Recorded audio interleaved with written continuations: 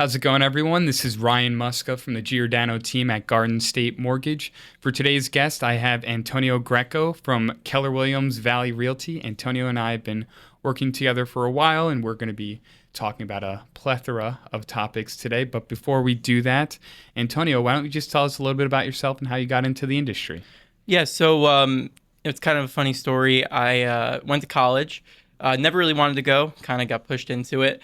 And after 2 weeks, I'm like, this is just not for me. So I dropped out, went to real estate school like immediately. And it happened to be in November when I first signed up for the class, like when I was first available a class. And then basically the board dues were, I was going to have to pay like $350 in December, or I could pay $500 in January. So I'm like, whatever, I'll start in January. So I started right before COVID in January. I still had a part-time job, 2020, right before COVID. Still had a part-time job, started to get my feet wet a little bit. And then I was like, in February, now we're getting like right before COVID, literally. And I'm like, okay, real estate is the thing. That's it. So I left my part-time job and then COVID, and then it was craziness. But I will say that looking back, it was crazy, but also kind of fun in a way, because things were just so like I learned in COVID. So and then so I had to like retransition. I didn't learn the normal procedures. Yeah. You know, I learned COVID procedures. Yeah. So I had to like kind of retrain myself to how things go normally. So it was a very weird trajectory. But I wouldn't do it any different. You know, I definitely learned a lot. Yeah. And throughout that time, and COVID allowed me to learn more because we were kind of inside so much. You know, allowed me to actually kind of learn more about the industry and give me some more breathing room, so to speak, to kind of learn and kind of get my footing. Yeah. So I mean, you say it's different.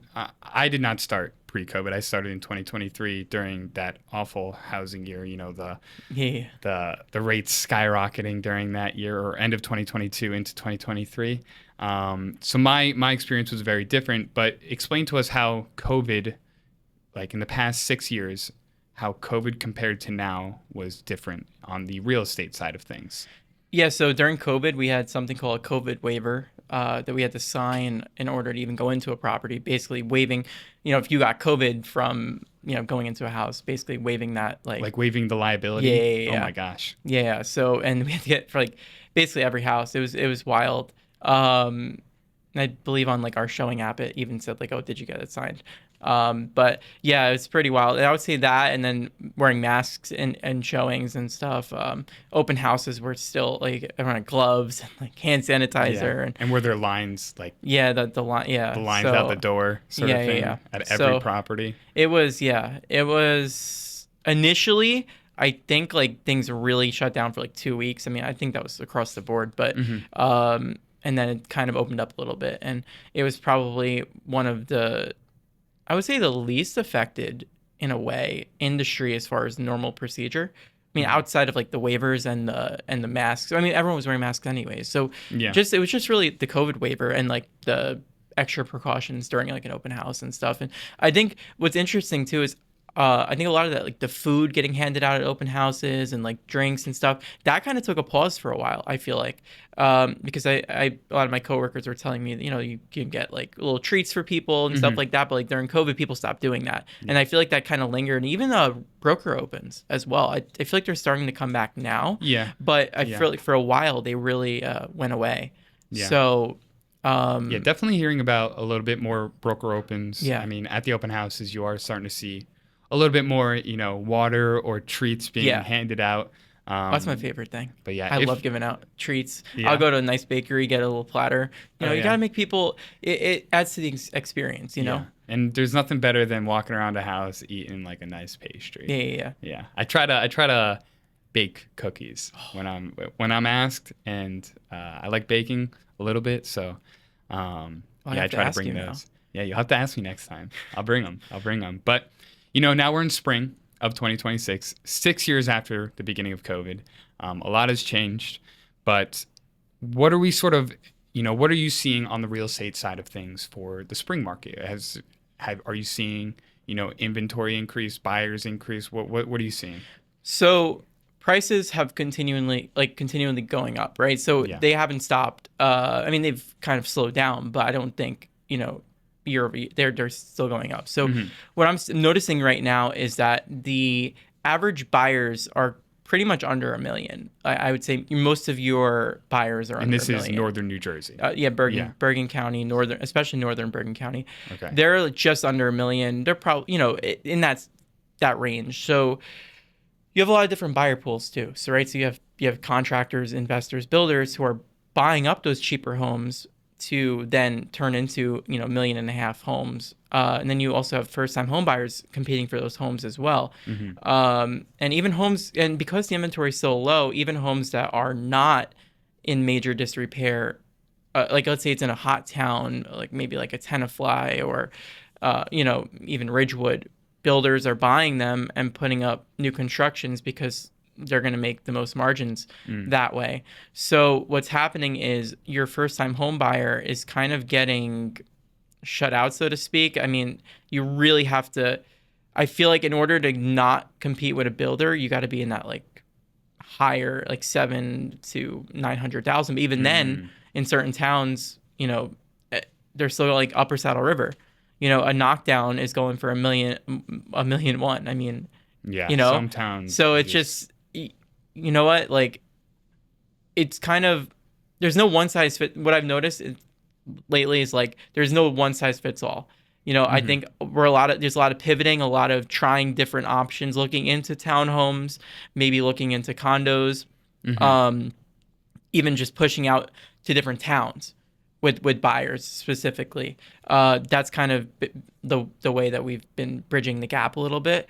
But I would say that inventory is still relatively low, and I think the inventory that we're getting right now is not necessarily what people are looking for. So we're starting to see stuff sit on the market longer, but not because it's a slowdown with buyers, because there's still bidding wars happening. There's not a slowdown with buyers. It's just a slowdown because it's not what people are shopping for right now. So I think when you start getting into a higher price tier, so going back to what I said before about builders buying old homes, putting up new constructions, that's pushing the average price higher for your homes. And if the sweet spot is more so closer to $1 million, and you start having $1.5 million, homes, people aren't going to go for it. So those homes are sitting a lot longer. And I would say that right now is probably your best bet to get a good deal on brand new construction. I think that's really, if you can push that high, I think that's a really good value right now, as we speak. And then just looking at first time home buyers, and I know you work with a ton of first time home buyers, and so do I. It's just, it feels like it's a never ending cycle of bidding wars. It starts to get to the point where they're, sort of disheartened on occasion. And I do my best as the mortgage professional to like, hey, keep your head up. There's going to be something out there. You just have to keep looking. It's not about timing the market. It's about time in the market. So, definitely when someone comes back, hey, it's Friday night or Thursday night, we're seeing a property. They tell me on Monday, hey, we want to make an offer. Best and final comes back. They don't end up winning the deal. My immediate response to them is like, hey, this is not the end. Just keep looking. I'm here if you need me to run numbers. It's just about, keeping an eye out, because people lose that first offer or that second offer, and then they just sort of get, they get saddened, disheartened, and they think that they won't find what they're looking for. But it's definitely about, maintaining the lookout, just keep looking for that property, because it will turn up. But, are you having these conversations, potentially with your first-time home buyers, when, how do you react to that sort of, or how do you talk to them about that? Yeah, it's a fine line, because, I don't sell anyone. The house is the product, and, it is what it is. I'm not going to sugarcoat, a problem. If it's a problem, it's a problem, right? So same thing with how I speak to my clients as well. I'm not sugarcoating anything, and whenever I say something, I mean it from my heart. I'm like, look, you gotta, if I've had a lot of clients say, hey, I want to take a break for 2 weeks. You don't know, that perfect house might come up in that 2 weeks. You know, you Mm-hmm. still have to push forward. It's right, like home hunting has become like an obstacle, like a Mm-hmm. challenge, um, and stressful, like you said, like the emotions and it's just never. But you have to, like with anything in life, gotta just keep pushing forward, Mm-hmm. and eventually it'll all line up. And like I said about maybe trying some pivots, there's so many different ways of looking at it. You know, if you're open to other towns, different areas, or condos, townhomes, there's so many different routes that we can do. I mean, recently I closed on a buyer that was looking for homes, and he wound up getting a townhome. Mm-hmm. You know, and he got everything he wanted, but it was just in a townhome rather than Like a a single standalone. Yeah, family detached sort of thing. exactly. You know, Yeah. and then I think that that's kind of a help, and also even asking like friends and family if they know of anyone that's looking. Yeah. It's contrary to for me, but even for him, he can help with the loan, of course. And I think we recently had someone that wanted buying a family home, Mm-hmm. and that's the best way to probably dodge the market, Yeah. so to Yeah. speak, and actually, wind up with a Yeah. better deal.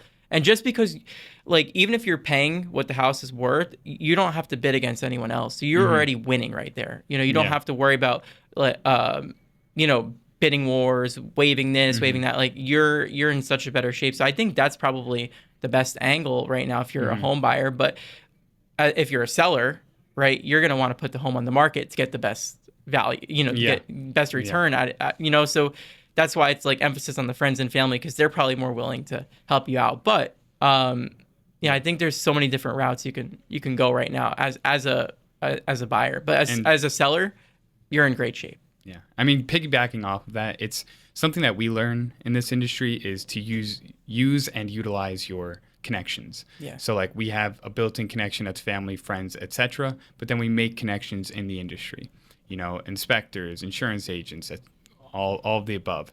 So part of that as a buyer, it's like, hey, if you have the connections with your friends and family, hey, are they looking to sell it? And sometimes it's like, yeah, they'll do a cash offer or they'll buy it without a realtor. It's in the end, it's all about the client, what the client needs, and just opening up your horizons. It's not like I have to look at Zillow, I have to look at Redfin, I have to look at Realtor.com, I have to do all these things that everyone else does. It's getting creative with things, and that's how we are seeing people, potentially get deals done. And it goes back to if you are buying it from family, then in the future, when you're ready to sell, you could potentially sell it to family. It's a generational thing, real estate. So real estate is always about, it's an asset, and you could potentially pass that on to your family. You could sell it on the market, but it's something that you could potentially pass on to your family. So it's always good to, explore those options as well if you are looking to buy. And you having those conversations with clients is not like, hey, I don't necessarily need to do this deal, but this is a horizon you can look on, Yeah, or an I option. I want what's best for them. Exactly. Even if it's adverse to me, Mm-hmm. I don't care. Yeah. I'm doing this to help people, and I want them to win. Mm-hmm. And if they win, even if I don't benefit, they could still give my name out. There's still so much they can do Yeah. for me that doesn't translate to, like, that doesn't reflect just that transaction. So if I lose Yeah. a deal, I don't care. As long as I did my job right, and as long as they're happy, and like I said, they can give my name out. And there's Mm-hmm. there's so much more to it than just transacting on the Yeah. on the home. This business is a relationship Yeah. building business, and so that's how we have to look at every transaction, sort of thing. But so that was the northern New Jersey market. So you also work in South Carolina. So you work with a lot of investment properties in New Jersey as well as South Carolina. So why don't you tell us a little bit about that? Like, so we've talked about the first time home buyers. How does that sort of reflect, and how does a first time home buyer become a possible investor? So, Yeah, so I think right now, so if you look at Bergen County, right, our average price is probably somewhere in the 750 range, I would assume, maybe 800. mhm. And an area like South Carolina, I specifically work in the Myrtle Beach area. The average home is probably more in the 250s, 300s. Wow.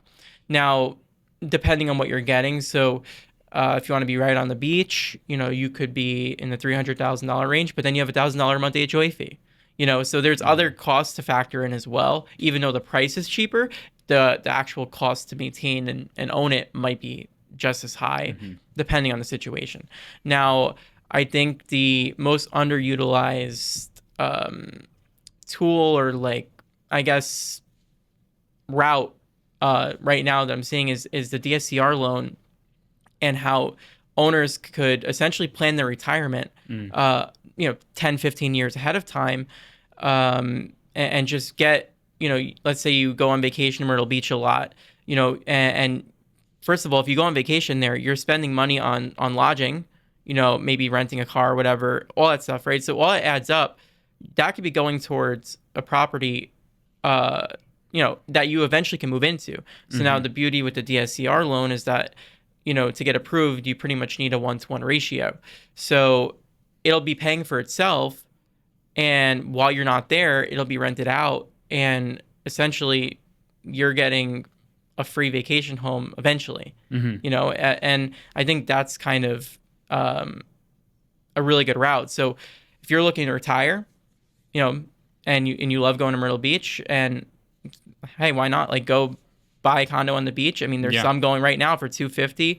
HOA fees are high, but like I said, you rent it out, covers your expenses, and you can still go use it every once in a while. And even in the winter months, if you want to take a little winter vacation, and you know what? And when you're ready to retire, it'll be pretty much close to being paid off, because you'll probably make more than what the short-term rental market right now is very hot. Yeah. You'll probably make more than what you have to pay anyways, so you can even pay that down quicker, and you have a place to retire to now. And you really don't feel it as much because of the 1-to-1 ratio with the DSCR. So I think that's huge, and I'm seeing a lot more people starting to do that, but still not enough. I think everyone should be looking to do something along those lines. Yeah, and so you mentioned that DSCR, and you mentioned the 1-to-1 ratio, which is basically, hey, is my principal, interest, taxes, insurance, and any association dues, is that going to be covered by the projected rent? So if all that adds up to $5,000, am I expected to get $5,000 a month from that property? So you mentioned that, and in theory, that's good. But how? So let's say I'm living in New Jersey, right? And I realize, hey, I want to retire to South Carolina in 15 years or in 5 years or 10 years, whatever. I want to do this DSCR loan, and I do the purchase through you. Now my next question is, all right, I have this property. I can't be going to South Carolina a lot. How am I supposed to manage that property? Is it a third party? Why don't you tell us, just a little bit about how that works? Yeah, so I manage everything. Will be 2 properties soon. I do everything from New Jersey. I don't even have to be there.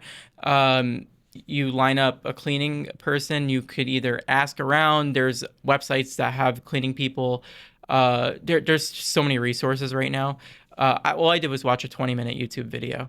And I was able to figure everything out. It's pretty straightforward. Now, if you want to be completely hands off, which there's nothing wrong with that, there are management companies as well. I've found a lot of downside to using a management company when it comes to pricing, and they charge a fee, and that's eating into your profits. And ultimately, we have a tool that's a dynamic pricing tool. So essentially, it will pick up different events, just demand, right? So if a lot of other places start to book and there's not many places available for a week, let's say 4th of July week, that's a huge week down there, okay? As places start to book, there might not be much available. Your place is now more of a premium, so they might adjust the price higher, right? Or let's say the rental market is down that year across the board. Let's say just you're not getting as many bookings. You know what? That price might need to drop a little bit, right? So there's this tool that just adjusts the prices based on different activity, different factors, concerts, whatever, events, just anything in general. The tool adjusts it. So now you're staying competitively priced at all times. And that's so important because you're not competing against yourself now with pricing, because you're competing against everyone else. It pulls everyone else's listings as well. So that's super important. And I feel like it needs kind of that one-on-one attention. And if you don't give it that attention, it's automatic, but you still need to be mindful because you could still compare to last year, so like last year was my first year. So now this year I'm trying to improve the profit margins, right? So how am I doing that? I'm looking at, okay, well, last year we had 10 cleanings in March. This year we only had 5. Okay. But we made slightly less money, but I had 5 less cleanings. That's 5 less times I have to pay cleaning lady. So now we technically made more money this year. Yeah. Right. And then looking into April, we actually made way more money than last April and had less cleanings. So I'm able to compare year over year. So it's now becoming like a business. But like I said, I can do it just from my computer. I don't have to be there. We have a cleaning lady go, and that's it. That's all you really need is a cleaning person. You know what I'm saying? And yes, if there's those one-off problems, but there's handymans. And you have to make those connections. But once you do, you're set. Yeah, it could be a daunting task if you're just beginning, but as you get settled, you have those avenues. And you also have the avenue of a management company, but like you said, there are the downsides. And that's just short-term rental. So, there's also like long-term renting. Again, you won't necessarily be able to use that property because that person will be in it for 365 days a year necessarily, but that is also an option. Yeah. So you talk about like, retirement. So are you having this conversation a lot with the clients that you are like working with? Or is this the investment tool that they're using to help with their retirement? Like, are they using these not necessarily to move into, but are they using, short-term rentals like, hey, I don't want to work the rest of my life. I want to use these rentals and I want to have like that be a form of income for when I'm no longer working. Is that a conversation you see a lot of the time? So I would say that right now I'm not really working with many people that are looking to do this. I do have someone in Virginia right now who wants to that they stood at our condo. She loves the area. They want to eventually move down there, and they're kind of weighing their options. It's tough because they're not ready just yet, and they're kind of balancing it out because they don't necessarily want to be on the beach, but then if they come off the beach, it could sometimes be hard to get a long-term renter in there. So they were thinking about renting it out for a few years and then moving in, but because the long-term rental market down there is it's okay, but it's not like the short-term. The short-term is really where all the money's at. And then you have the risk with long-term rentals of, damaging your place and stuff. Yeah. So like with the short-term, people are in and out. Plus give your cleaning lady or guy standing there, like always there, kind of like keeping an eye on it if anything's like looking, because my cleaning lady messaging me all the time, oh, this is starting to go, you're going to need to change this, or stuff like that. So you're kind of always staying on top of it, whereas long term you don't really know what's going on. You're not sending people in there every other week to clean or do something to check on the property. Yeah. So there are like with this client in particular, they've kind of been toying with the idea for like a year now, and we still haven't nailed anything down because it's just like, do I just wait till I'm ready, or but that's kind of a one-off situation where they don't want to really be on the beach, and then you'd be buying a property and kind of potentially footing the cost. So but yeah, I'm not necessarily having those conversations as much as I'd like to be, of course. I have so much I got so engrossed with the market down there, and I know all the ins and outs because we've been going there since like 2021, I believe. So I found out all the little hidden gems, and so to speak, and it's crazy because there'll be like a 5-block section of just like beautiful homes, and you wouldn't even know it's there. So that's the fun part. But we learned so much, like just from buying, and we just got a house right on the beach as well that'll be ready to go next month. So I'm excited to start renting that out, and I'm gonna learn so much from that too. Like I just love learning the market, and I just want to pass on, like right now, just pass on the info because it's really a great opportunity, and probably one of the better opportunities when you're looking at investments relative to New Jersey to down there. Your entry cost is way lower. Your monthly cost might be a little higher just because HOA fees and stuff, but you're gonna make that back. And I think like you said, I think it's just like totally underutilized. Yeah. The DSCR loans, because if you make, let's say, $100,000 a year and you have a mortgage payment because you live in a property up here, the great thing is we don't even have to use that when qualifying you for these DSCR loans, because they're going strictly based off of that property, what it's going to be cash flowing. And if normally you wouldn't be able to qualify for an income-based loan, like off your like W-2 income or whatever, it totally works because of the DSCR. And we can also close those in an LLC. So it's not even showing up on your credit report sometimes. And you have that lower liability just in case something happens with one of your renters. So I think they're fantastic options for people. Yeah, realtors, 1099, like that's your chance to get a property. You know, I think every realtor or anyone in this industry should own some sort of investment property. Mm-hmm. And you know, that's your way in. Yeah, yeah. And the crazy thing is that like I don't know how true this is, but I heard that all like the most millionaires that are made come through real estate. Like the real estate industry makes the most millionaires, and it's usually because of those properties that they're owning. Yeah, the properties are just going up in most instances, and then when they go to sell them, they're sitting on a couple $100,000 or more. Yeah, right there. So or you never even have to sell. Yeah, or you never even have to sell, and you just pass it on to your family. Refi it. HELOC. Yes, exactly. But great conversation. I mean, first-time home buyers, you have a lot of experience with investing. You definitely have a lot of experience with. Definitely should be reaching out to Antonio if you have any questions for, investing, first-time home buying. But Antonio, thank you so much for coming on the podcast. It's always great having you. Of course. And happy to have you. Thank you. Of course.